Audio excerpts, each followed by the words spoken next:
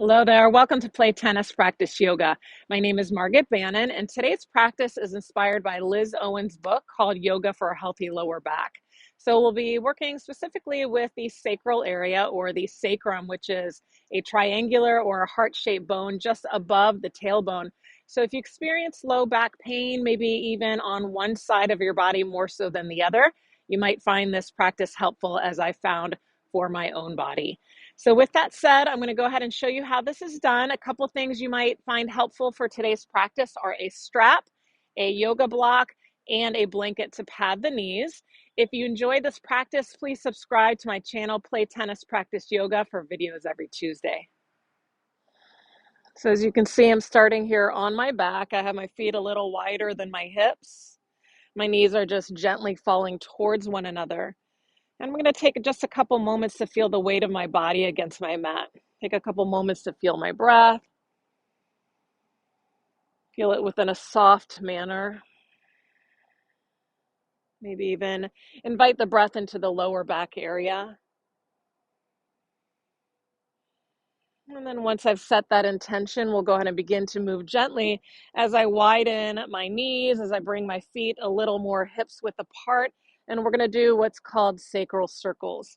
So we're going to try to move from the pelvis rather than the legs, even though you'll see the legs moving. So you're going to rock onto the back of one of your hip bones. You'll tip your tailbone towards you. You'll rock across to the other side. You'll roll the tail forward and you'll come back over to the original side. So it's as if you're creating a hula hooping like action within the hips, and you're just tracing the outer edges of your sacrum or that sacral bone above the tailbone.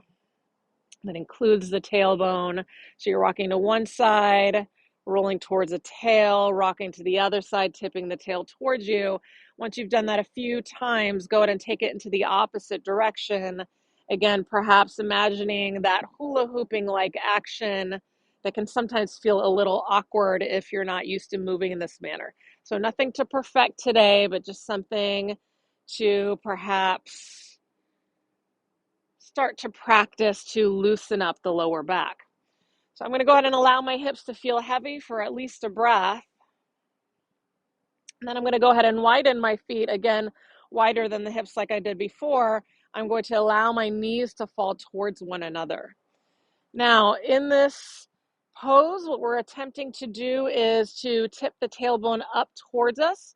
We're going to draw our navel strongly in towards our spine, and we're going to squeeze the inner knees together for a count of 10, 9, 8, 7, 6, 5, 4, 3, 2, 1, and then release the squeeze of the knees, relax the hold you had within your hips. Take a breath because we're going to repeat that one more time. So again, you'll tip your tailbone towards you. You'll draw your navel strongly in toward your spine. You'll squeeze the inner knees together, this time counting on your own, silently in your head, 10 seconds.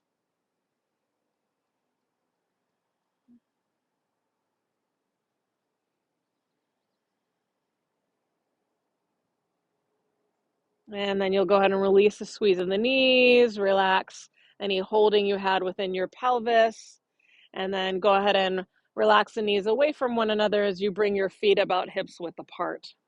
So for where we're going next, you might find it helpful to have a strap nearby. We're going to come to hug the knees in towards the chest, but instead of hugging in front of the knees, we'll hug underneath the knees as we widen the knees a little more so than our torso. So it's as if my knees are pointing towards my armpits as I now come to reach the heels up directly over the knees. So a couple things here. You're going to feel that your low back is grounded. Hopefully, if not, that's a sign that you might be pushing too hard. We want to feel the shoulders grounded as well. We don't want to be straining to take a hold of the legs. So we might be here and hanging on to the backs of the knees, backs of the thighs. We might be coming up a little higher to the calves or even the feet. But I suspect many of you will benefit from using a strap because we can take a strap and make the same connection to the feet so that we don't have to strain. This is happy baby pose. So again, I'm looking for my lower back to feel grounded. I'm looking to have my shoulder blades on the ground so that I'm not straining my neck and my shoulders. And the goal here is I press my feet into the strap and the strap in towards the feet, or if I'm using the hands, it would be the same actions here, is to see if I can relax deeply within the hips, relax those muscles within the lower back area towards my tail a little bit more. And again, I'm going to come to my breath to see if things begin to soften up the longer I hold the pose. So there are many ways of propping for this pose that I might show you at a later time, but this is one very valuable basic way that we can take the happy baby pose. Not so easy for tennis players if we're not used to taking this posture. And then let's go ahead and soften so that we can bring the legs together, place the feet on the mat, and take a couple of breaths. It's easy to strain in that pose, so allow yourself to start from a fresh place before we start into the next posture. Very nice. So from there, we're going to go ahead and hug right knee in towards the chest, this time so that we can strap the bottom of right foot. We're going to slowly extend that leg upward, and you want to see that your leg is straight. So even if you have to angle your leg a little more forward, you'll want to do that so that your leg can straighten completely. Notice how my hands are high up on the strap so that my elbows are straight, but I still have my shoulder blades on the ground. I'm not straining to take a hold of the strap. I'm gently pressing my foot into the strap in towards the foot, and I'm breathing into the back of the leg. So there are a lot of associations between tight hamstrings and lower back pain. This is a very important one for tennis players here.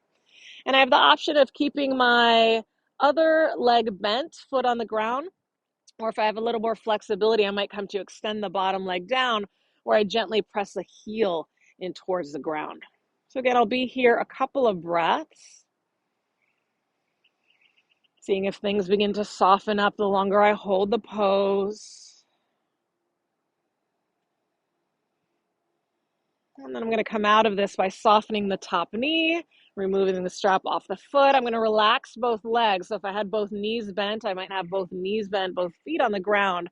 Allow both legs to be in the same place as you take a breath, perhaps observing if the one side you've worked with feels different from the other. And then we'll come to bend the knees and bring the feet to the mat, and we'll work with the second side as we draw left knee in towards the chest and as we come to strap the bottom of the left foot. So again, can I find the place where my leg is straight? I'm going to begin to energize the leg a little bit by pressing foot into strap in towards foot. And I let go of all the tensions that don't need to be in the pose. So common areas include the shoulders, the neck, the jaw. Staying here, or perhaps challenging further by extending the bottom leg down. So if it causes lower back pain or strain to extend that bottom leg down, you are staying with this bent knee version. For me, it kind of depends on the day and what I've been doing. The goal here is to not cause more stress and strain, but to relieve that tension as we work with the breath. And then I'll go ahead and soften the knee so that I can slip the strap off of the foot. I'll place that strap off to the side. And once again, I'll take a little mini relaxation pose to feel a little more balance between the sides. All right, so we're going to go ahead and bend the knees. Let's find our block. And if you don't have these things at home, you can find things that mimic these yoga props that we're using. This one's a little tougher to explain. What I'm going to do is I'm going to take my block on its lowest height. I'm going to place it on the ground. I might use my feet a little bit to have it between the feet initially. And then I'm going to extend my bottom leg down. So if you're familiar with tree pose, this is going to resemble a reclined tree pose where I'm going to keep the opposite knee bent. I'm going to open the leg out to the side, and I'm going to allow the outer edge of my foot to rest on this block. So if I take my hands to my front hip bones and I relax my bent knee leg in that tree shape, it's going to feel like perhaps that hip bone is falling more towards the ground. I want you to energize the bottom leg by grounding through that bottom heel a bit.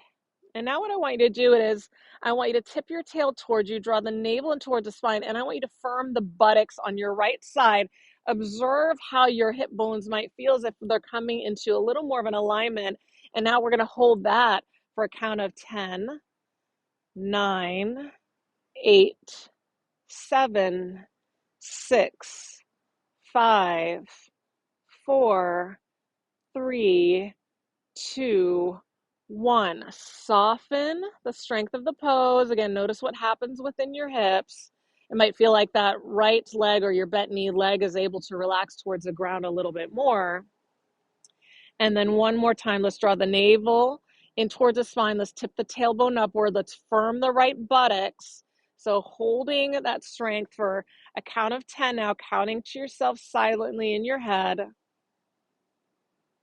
Notice if things feel a little more awake and alive second time through. I know it does for me. So just bringing a little more strength to the ligaments supporting the sacrum. And then relax the hold of that strength. Again, just notice what happens in the hips when you do that. And then take your hand to draw your bent knee leg upward. I like to bend the knees and bring my feet along either side of that block.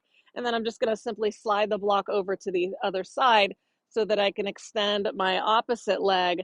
I can allow my other knee to bend and splay open. And I'm going to rest the outer edge of this other foot on the block. So again, can I find my hands on my front hip bones, relax the bent lean leg here initially, and now tip the tailbone upward, draw the navel in towards the spine. Again, firm the buttocks of this other side now. We're holding for 10, 9, 8, 7, 6, 5, 4, 3, 2, 1. As you soften it all for a moment, notice what happens within the alignment of the hips.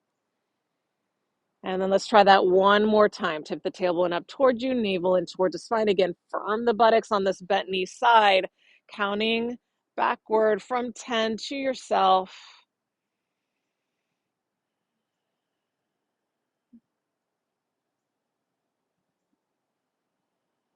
Noticing how things feel second time around, and perhaps on your second side, things can feel quite different in a posture such as this. So now relax the hold of the pose. Take your hand underneath that bent knee leg. Again, can we bend both knees? Feet are going to come to the mat, and we can go ahead and slide that block off to the side, and then come to hug the knees in towards the chest. So I've got my hands on my kneecaps. I'm going to take a couple moments just to circle the hips. So notice how I'm moving my legs independently of one another. And then let's change direction. So just getting a little bit of movement in through the hips. And then let's bring it back in towards center for a moment. Relax the feet to the ground. And then slowly roll over to your side. So notice how I'm supporting my head. I'm going to use this top arm to press myself up. And then I'm going to take the support of my blanket, what have you, underneath the knees. So I'm going to bring that about centered on my mat. You could come higher up on this padding if you prefer. So as you can see, I'm padding beneath my knees to give a little support to my knees because I'm going to be coming onto one knee shortly. So I have my hands beneath my shoulders, my hips over my knees. I can even bring my knees a little closer to one another to aid me in my balance here. And I'm going to press away from the ground, coming to a nice solid base here initially. I'm also going to draw my navel gently in towards my spine. So keeping my gaze steady towards the ground, I'm going to reach my right leg back and my left arm forward in hunting dog pose. So I'm going to hold this for strength for about 6 breaths or so. Be mindful that you're not hiking this leg higher up than the opposite hip. So we're just looking to reach back heel backward, front arm forward. It's not about getting high, but keeping the arm, the torso, and the leg in one straight line. As I now slowly come down, take a moment, maybe even shake out the wrist of the arm that was supporting me. And now I'm going to go ahead and reach my left leg back, my right arm forward. So if the balance was shaky, I could use the ground as well as an option. Again, can I balance out the hips? Can I reach out through the back heel and forward with the opposite arm? Feel the strength you're creating within the lower back area. And then I'm going to lower myself down. And briefly, I'm going to sink my hips back in towards a child's pose. So I'm just doing this to set my arms for what we call downward facing dog. So my fingers are spread wide. My elbows are off the mat. I want to ground into my hands.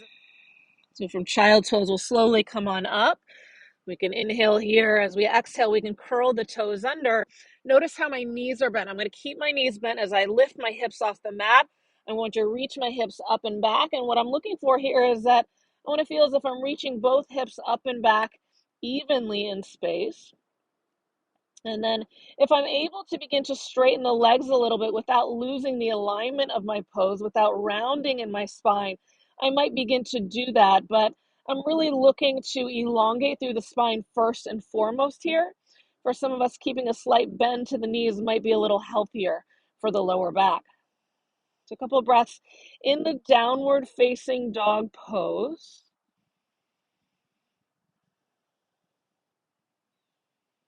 And then I'm going to slowly lower my knees down. Again, I might take a brief child's pose. This time I might make a pillow with my hands beneath my forehead. Take about 3 breaths, never forcing the hips back towards the heels if this doesn't work for your body.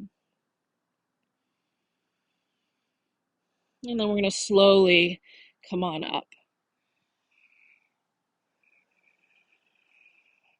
So there you have it, a little mini practice inspired by Liz Owens, Yoga for Healthy Lower Back. Hope that felt great in your body. If you enjoyed this practice, please subscribe to my channel, Play Tennis Practice Yoga, for videos every Tuesday. In the meantime, happy practicing.